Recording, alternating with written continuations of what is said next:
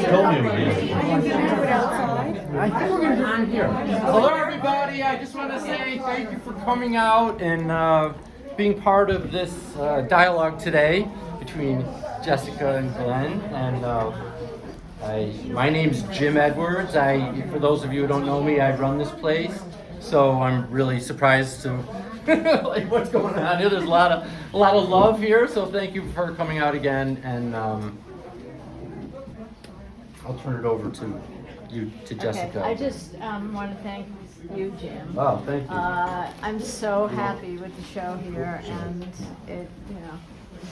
and I'm a little overwhelmed seeing everyone here from kind of all different walks of my life, and so thank you all for coming, and we'll try to make it interesting. Glenn is gonna start. Okay. Yeah, I'll say a quick thank you to everybody. And I guess in my brain, in a general way, I often think about things in terms of the what and then the how. So I'm going to start with some questions about the what, and The what? yeah, the what, as opposed to the how. Okay. Hopefully we'll get into both. Okay. So in terms of the what, and there are a couple of paintings that don't sit right in the middle of this first idea, the two small ones, but the show seems anchored and essentially about what you call figures, right? Big figures that tend to be holding something, So we spoke about it a little bit, but I wanted to introduce that idea, and I guess after saying that, I'm wondering how specific, how general the figures are, how specific it is what they're doing, and maybe share some of those questions with us. Okay. Yeah. The figures I was kind of working much more abstractly and kind of architecturally after a couple of trips to India. I got like thrown into a whole other realm, but I have painted figures in the past, and during the pandemic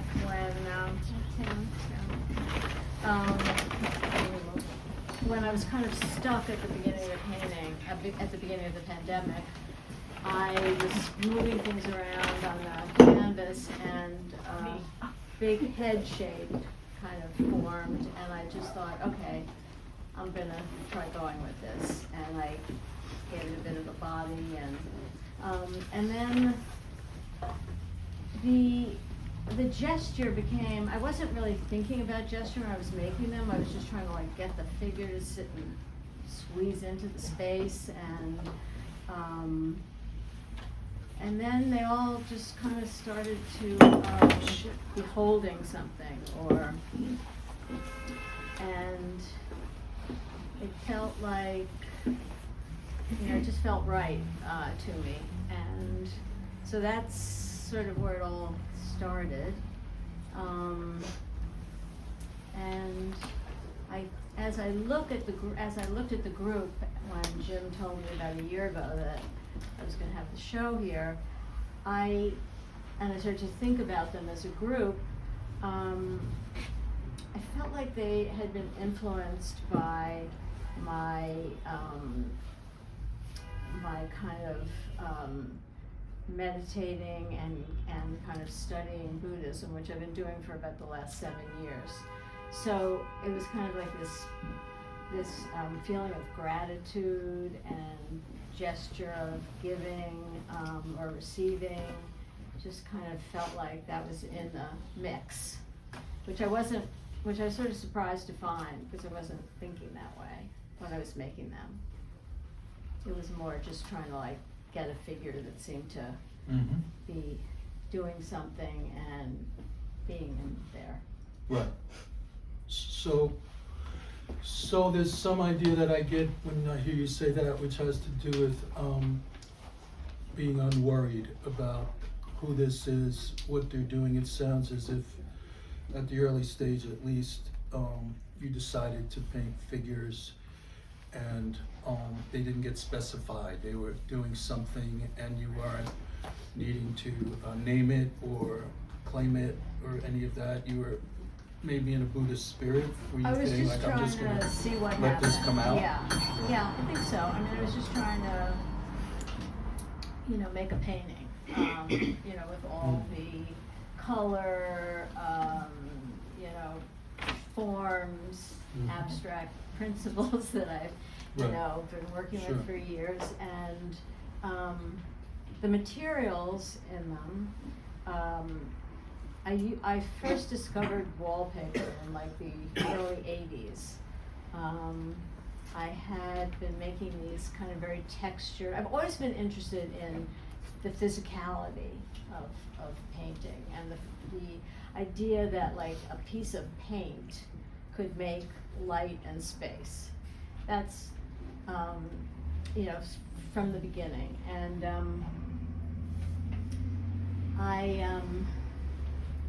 so I was painting in the early '80s these kind of very thick they look like weathered walls, and my husband and I had a house in the Catskills that was like, Carl couldn't stand up in the second floor, so we were taking down a wall. It was like a house made for me, a little small person. And there was like a chunk of the wall came out, and it was like 50 layers of wallpaper all squished together. And I thought, this is the most amazing thing I've ever seen. And so I thought, well, maybe I can use that to open up my work. So I started, kind of finding wallpaper wherever I could, and just using it mainly for color. And then I got more involved in the patterns, and it sort of went from there. So I hadn't been using wallpaper for a while, and I kind of, dragged it out of the closet. Hey, how are you? Good job. Okay, because my whole past is coming as just walked in. I mean, way back into the past. Anyway, I've lost my train of thought. What was I saying? Wallpaper. Wallpaper. Oh, yeah. So I started using it, and then I got more interested in the imagery, and then I sort of got tired of it and put it away. And I brought it out when I was really feeling stuck during the pandemic. I mean, the pandemic for me was, really good in some ways, but very difficult in others. And I realized, like, I never knew the number of distractions that I had before the pandemic. And so, being in my studio like all the time, except for meals, it was a different experience for me. And I brought the wallpaper back in when I was feeling like really stuck.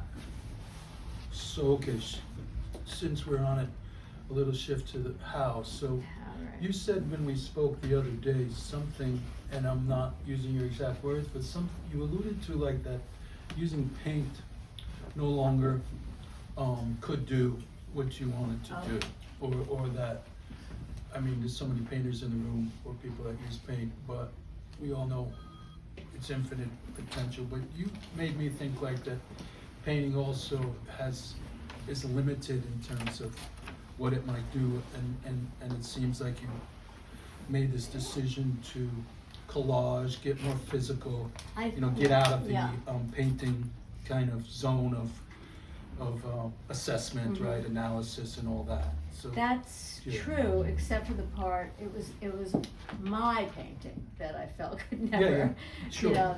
My ability to paint was, it just wasn't, I didn't feel like I really had something to offer or compare with what I was seeing out there. And every mark I seemed to make back in the beginning seemed so kind of self-conscious to me. And so using collage was a way to kind of surprise my eye, which is something I'm always trying to do. I mean, that's why I still use collage, because I can just like put up 2 or 3 things and like, oh, is something happening? No, take them down, try again. So that's my that's my method, that's been my method of working for many years, just trial and error and trying to see something new that I hadn't seen before. And I wasn't able to do that with paint, although I wish I would, you know. It's like I'm very envious of painters for that, you know, it just seems like it's so incredible. So we would call these paintings. I do call them paintings, yes. Because I feel like, you know, the rectangle is very important to me. I tried when I moved to Brooklyn and I had to move all my, you know, many years of stretched canvases. I thought I'm gonna try working on unstretched canvas, and it just didn't work for me. I needed those edges to, you know, work within. To give me some kind of, especially with, you know, like fabric and torn paper, I need something crisp, I think, to hold it. Yeah, one of the words that came to my mind after looking at the show a couple of times is that the paintings feel solid and fully made. And I was talking with Gregory a few minutes ago about just the state of painting in general, that often seems fresh and expedient and executed, you know, and your work has rigor, I guess I would say. It doesn't seem light and easily found, so does that make sense to you? And do you have any thoughts about some of those ideas? Because, you know, we both come from the roots of the studio school and ideas about structure and finding things as you work and all that. So does that seem fair? Well, yes, I definitely find things. I mean, that's what it's all about for me, is finding something. And yeah, I'm not really sure how I can answer that. I feel like they don't come easily. I wish they did. Yeah. You know, I'll work on something, I'll turn it, I think it's done, I'll turn it around. I mean, my favorite part of the show is I don't feel like ripping any of these paintings apart. No. I feel like, you know, they're done, they're good enough, you know, they're okay. Because often when I turn something around after a few months, I'm like, oh, this is not doing enough. So, What about what one might need in order to engage with your paintings? I guess behind that question is the idea that perhaps these paintings are more accessible and people don't have to be extremely erudite in terms of painting language and things like that. I hope not. Back to your idea of the Yeah. gift and and some vibe of welcomingness and you know. No, I'd like anyone to be able to, you know, get something from them. Of course, you know, it's more, means more to me when an artist that I likes my work. But, you know, I like it when just somebody comes in off the street and likes it. Right. You know, I don't think that's a bad thing.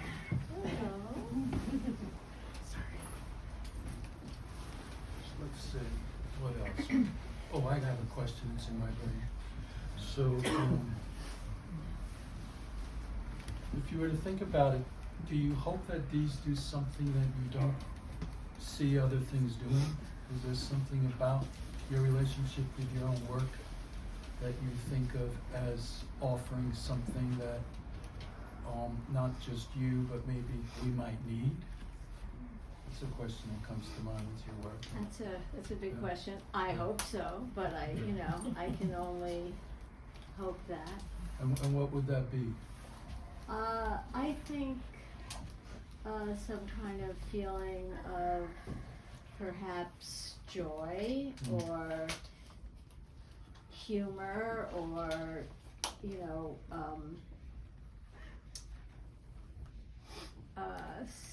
some kind of gentleness, tenderness, which I think we could. I mean, I don't think about that when I'm making them, but you know, I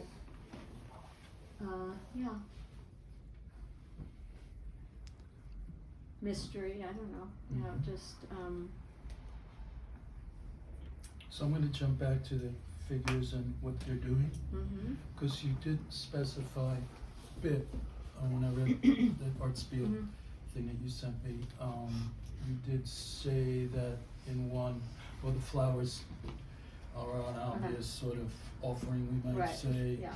Then one of them was just a shape, and it made you reflect on perhaps, not in a literal sense, but on a child. oh, yeah, yeah. And, you know, I became a grandmother during the Right. pandemic, which, is like just about the greatest thing in the whole world.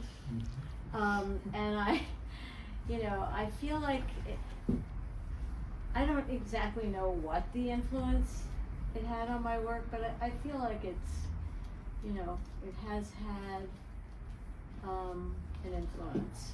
And I feel like, especially in that big painting in the middle room, it's like with the figure holding the big kind of globe or orb or something. I don't makes me think of that. But I wasn't thinking about it when I was making the paintings. I was just trying to get those circular head and that orb to kind of work together. You know, it's like when I'm working on them, it's more nuts and bolts, and then I, you know, sit and think about them later, I would say. Yeah. Yes, and what I'm about to ask you don't think about either, but if you were gonna think about these in terms of where they might come from, I don't mean who, but where, you know, around the globe and when.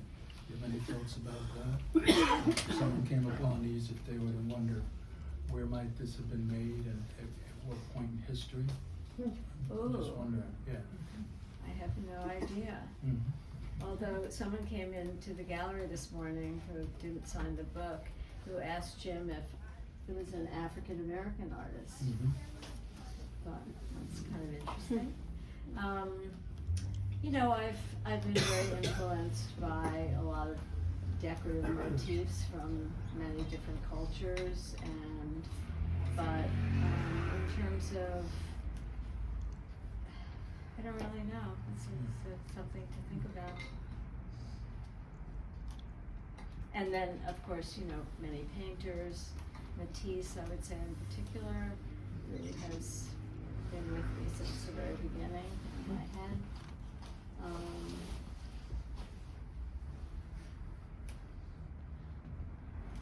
Yeah. What else do I wanna ask her? If anyone else wants to say Yeah. something, please do. And then I have a question. Oh. You were talking before about when we started with the wallpaper, Yeah. and I can't remember which iteration of group of paintings, but it seemed to me that a lot of the images you were discovering through the wallpaper, through the patterns, you would collect these things and a face would appear, something like that. It's almost as if the wallpaper had a great deal to do with generating the figures. Well, it does still, Yeah, I okay, think. but I think these, I Yeah. mean, this is what I really wanna ask you about. Yeah. These, particularly this one and the one with the globe, which are my favorite, I think they're very different in that you're constructing the figure. You're not Yes. rising the figure out of your, whatever you think you're seeing, almost like a Rorschach test or something like that, is what I would sort of frame the earlier ones. These are quite different, so you had to have some, well, not that you had to, but it seems as if now there's a purposefulness to the figure as opposed to the discovery of the figure, and that means there's a seeming storytelling aspect. Yeah. That's very different. Yes, yes. Although, I mean, the painting, the little painting there, that, it's very recent, but to me, it kind That of, seems like more the older yes, model. it harks back to what I used to do a bit more. And, But therefore, there's content in a way that we haven't spoke about in your earlier work, because it was almost more process-driven and formally resolved. But now there's content. You mean narration? Well, yeah. well, I feel like Subject in that matter. I mean, painting, here's there is a woman with story in a wallpaper. way, That's more very than some different of the than others, yeah. this happened because of a procedural either accident or I don't know what, sort of a strategy. That's a very different idea and sensibility and emotion. Yeah, well, I do think they all start with some kind of an accident of sorts, you know, when something happens that I wasn't trying to do. And then I guess I go from that and have been trying to form it into something more, you know, more of a story or more of a you know, yeah, like a story or a person, yeah, a form. Yeah, so in terms of this conversation, so then where are you, or how do you feel about how much you want to know about that and how much you want to claim in relation to that? Claim it, you mean? In other words, like, who is this? And Who I is this remember person? saying to you, are these women? Yeah. And you said you didn't really know. Well, I think they are women just because, you know, they came out of me and that's what I know about. So, but I don't want them to be, you know, sometimes they look more neutral to me. And so I don't mind them being a little more open-ended, although, you know, I think deep down inside they're women. Yeah. And sometimes if someone said to you, who is that and what are they doing, your answer sounds like it might be, I'm not really sure, I don't really know. No, it's a human. It's a person. Okay. And it's a little ambiguous in that one. Is she catching or letting go of the bird? But, you know, she's having an interaction with the bird. Right. That's what I would say. Mhm. I have an observation, and hopefully it turns into a response or question, which is, I've known you since I was 13 years old, and you're That was a long time ago. the same thoughtful, gentle, and purposeful person from when I Wow. knew you in 9th grade. I think you were 10 when I was 9. I was 10. And I haven't seen your work develop. I haven't seen it over the years. And this is quite extraordinary. Thank you, John. Anything come to mind? Well, I feel like, you know, I probably am in many ways the same person, but hopefully I've worked very hard to become a happier person than I was then. And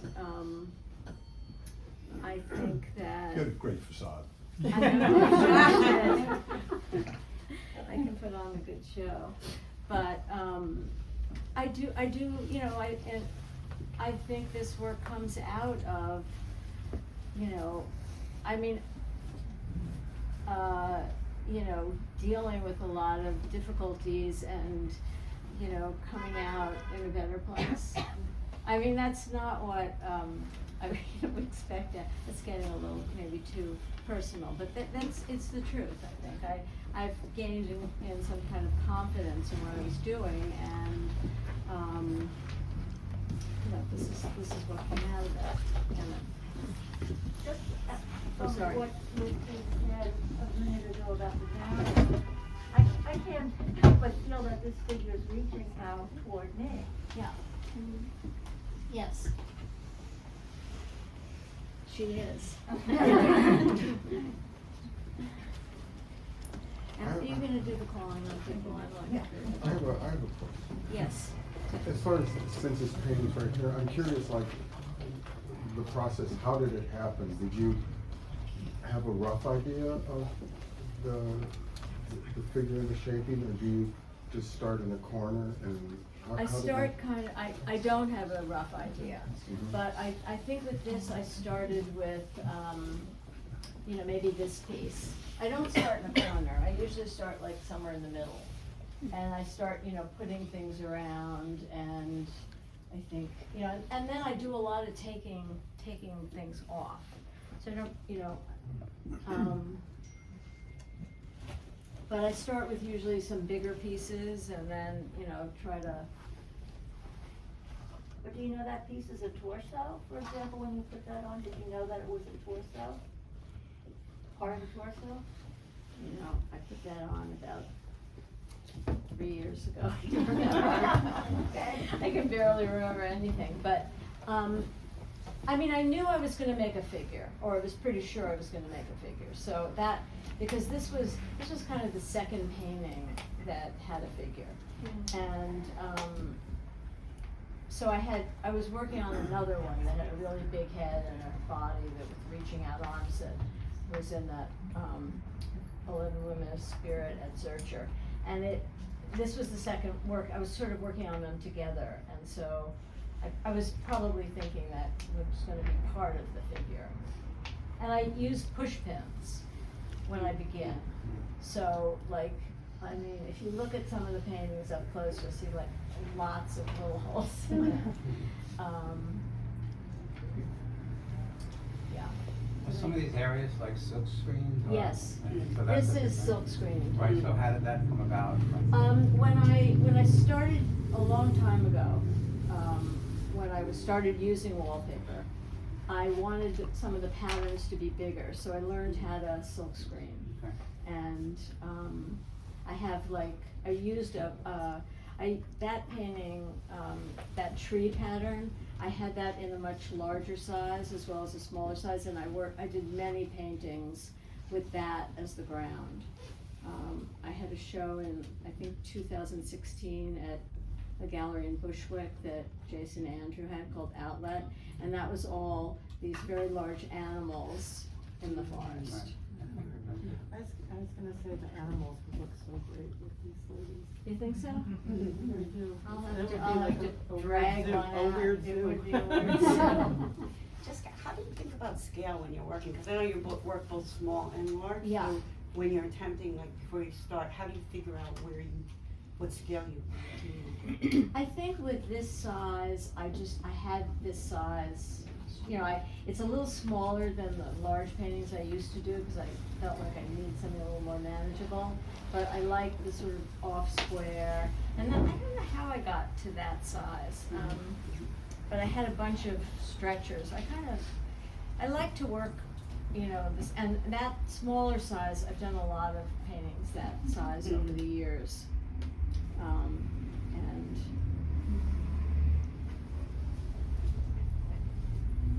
yeah, I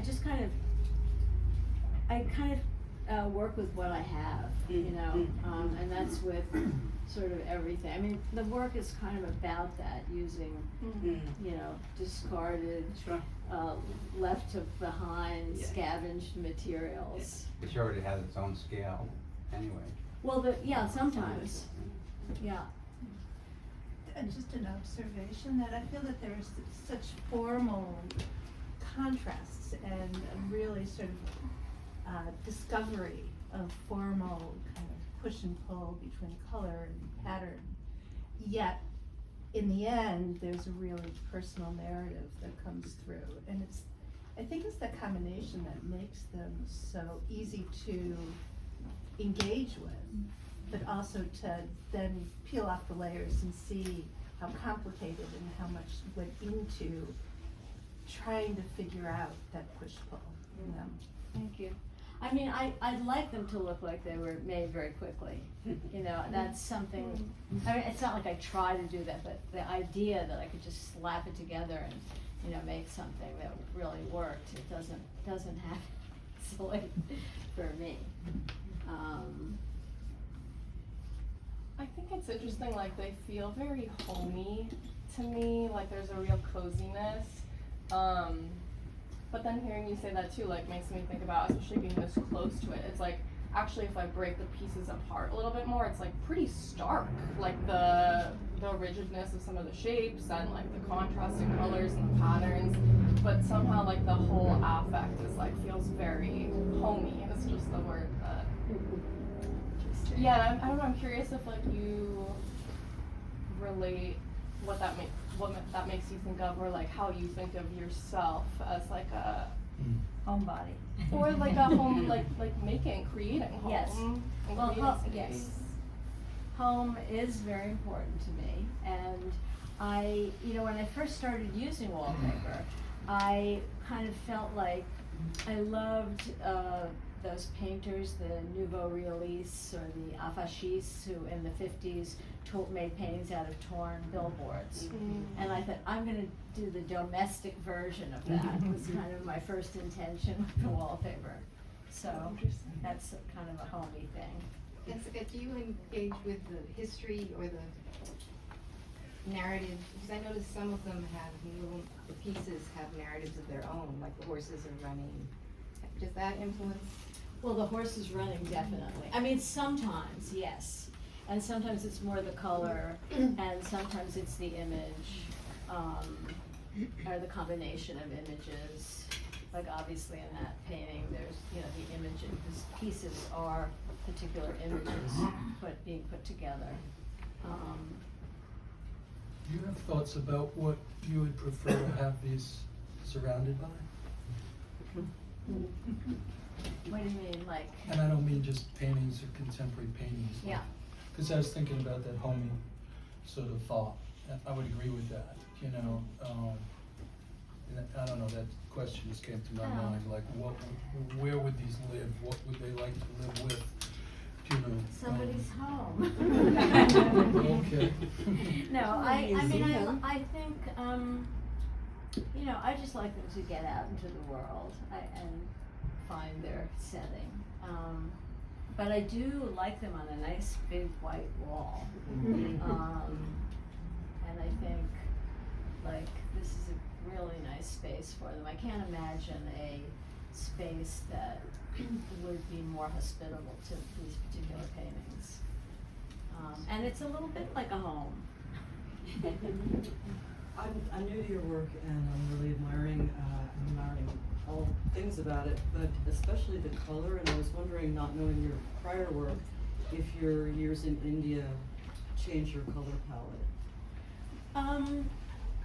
I think India, I'm not sure if it changed my color palette, but it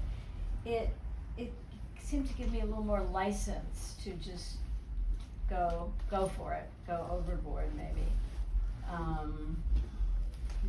I mean, I still haven't really digested everything that India left me with, and I'd like to go back, but. I have one other part of the question. It's having to do with adhesive, because I also work with collage, and I always ask everyone, like, what do you use? I use methyl cellulose, Okay. which is reversible. So if I want to get something off, I can like pour a bucket of water on it and it comes off. You may have already answered this, but I was thinking about the fact that you said that you reference other cultures and things, and I was wondering if outsider art is part of that conversation, or, a lot of outsider art is very psychologically driven and whatever, so I'm just trying to put the pieces together. I like to look at outsider art. There's outsider artists that I really like. And in terms of, I'll give you a shout out. The painting in the last room on the right was started on a drop cloth of Nancy's, so I have her territory in there too. I think that some of the power of these paintings is the fact that they're exploding out of the frame. And the way you cut off the figures on the top and the bottom and the sides. And they're extending into space, and they're very, very powerful. And even the one here with the globe, even though it's not overlapping the edges, is barely contained in that canvas. And it really speaks to the power and the strength of this work. So you look at it many different ways. You look at it in terms of the patterns, and you look at it in terms of the figures, and they're also going outside the confines of the canvas. I think I've always kind of worked in a narrow space. Everything was like wanted to be right close up to the picture plane or just behind it. So with these figures, I'm kind of like, squish them in, and I think that's what makes them want to jump out in some way. Maybe we're done. You guys, I want to ask a question. I'm Yes. sorry. Hopefully it's just a soft goodbye question. So do you work on batches at a time, and do you do different layers at different times? So you, like, oh, I feel like screen printing, I'm gonna hit 10, and then they sit against the wall between 6 months and 2 years, and then you sweep again. Do you work like that? Or? Sometimes. I mean, with silk screening, I often, screen a bunch of things at once. Although sometimes, like in the last large painting, the white flowers were like silk screened at the very end, because, I needed something there. But, but normally I'm working on like maybe 2 paintings at once, and I'm mixing everything up. Okay. But silk screening, and in the past I've silk screened like a lot of canvas at a time. Great to Do you know. ever work on fresco? Because like some parts of these remind me of like a fresco type surface. I've never done fresco, although I did used to rub a lot when I was making those weathered wall kind of things. I was rubbing glass beads into paint. I've always been into texture and materiality, I think. I have another question. I was wondering, so in the realm of any of us using things that could be understood as from another culture, right? That seems to be, in some cases, a questionable activity, right? In terms of conversations that go on in the world. Have you come across things that you decided not to use because you're uncomfortable with it in some way because of things like that? How it could be construed, whether people might be proprietary about it and you wouldn't want to put your foot in that door? I feel like, none of these materials are really from another culture. I mean, I think they're all, I wasn't American. talking about the materials But themselves, the but what they patterns, might right. Well, I have reflect, used chinoiserie in the wallpaper with Asian imagery in the past, and there's a little bit in that painting, but it's I think I try to stay away from that. And a couple of times I've had, like a head that was a dark color, and I'm thinking like, I guess some people might think this is a non-white person. But I just love the horses going through, so I'll deal with it. And maybe it is, but it wasn't, I didn't choose the brown because it was brown. I chose it because it had those horses. Jessica, I have a question for you, which is, the wallpaper is all from a particular time period, pretty much? Within a year, a range? Not really. I mean, I guess it goes back to about the 40s or 50s, sometimes, mostly in the 50s, Right, but you're not 60s, using 70s. wallpaper from 2023 now. Too expensive. But I'm saying that Yeah, I know. the source material is from a particular time, so to Glenn, you were talking about like where would you locate it? Right. When I look at them, I locate them from where the wallpaper was produced. It was produced France, some of them, Right, America, right, some right, of right. them, usually between, like I'm trying to bring them into the present. No, you are, Yeah. but I'm just saying that it's still source material Yes, from a yes. particular time, that you can locate it. Yeah. Because it was a decorative object. Yeah. Yes. It was used a lot, Mhm. and it's not used Yes. that much anymore, That really. might contribute to the whole. So the work, function yeah. has changed. Yeah.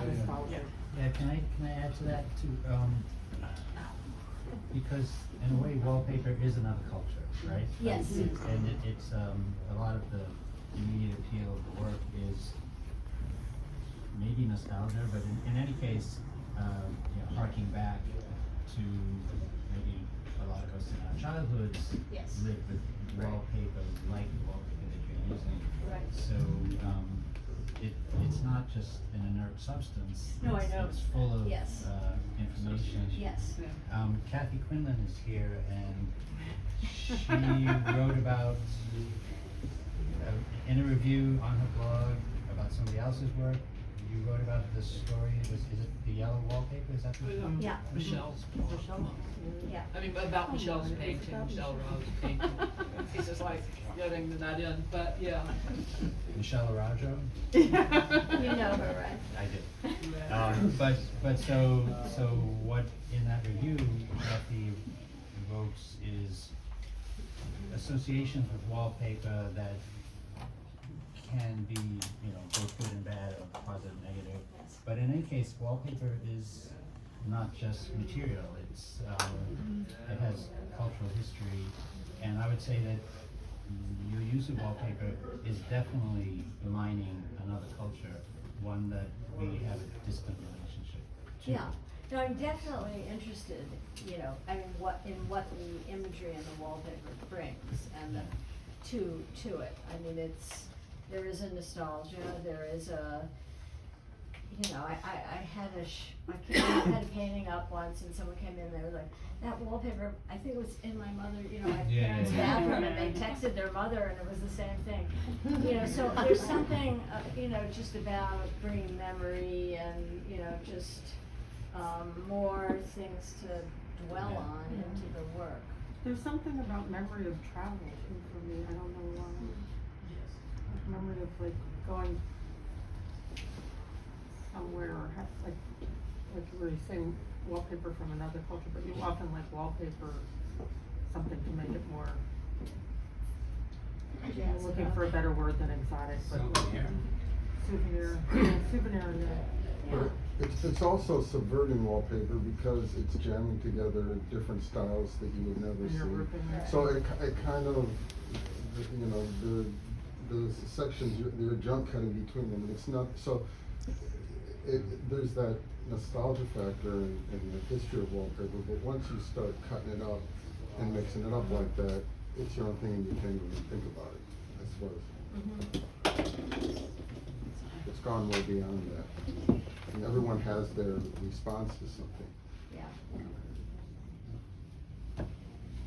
You're creating a rhythm that never existed also, like those three patterns, the red, pink one she's holding and the flowers above. And different sheens, that's a really nice thing too. You get those different sheens, this kind of brown and this. And that's a great thing about collage, is mixing up the subtle thing you can have about that. So that's very cool. The blue, dark indigo kind of areas. Is that something like you did after you had the pattern, the screen print pattern, and then after you started getting the figure, did you start kind of pushing and pulling with that? Yes, and doing, yes. Yeah, that's cool. I can't even remember which. I think that some of the blue came at the end, and then some of the white parts became whiter during it. It's like it has another layer of white on top. Yeah, because it integrates the figure, whereas Yeah. if it just stayed, it would be too much the figure graphic, so that's nice. It makes a black shape feel like that shape. Not to get too formal about it, but it's cool. Okay. Yeah.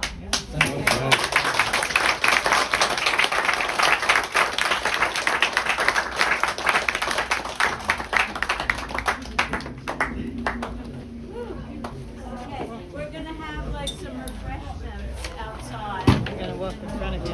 That's okay. That's good. Yeah, that's a little interesting. Oh, well, sorry, can I help you out?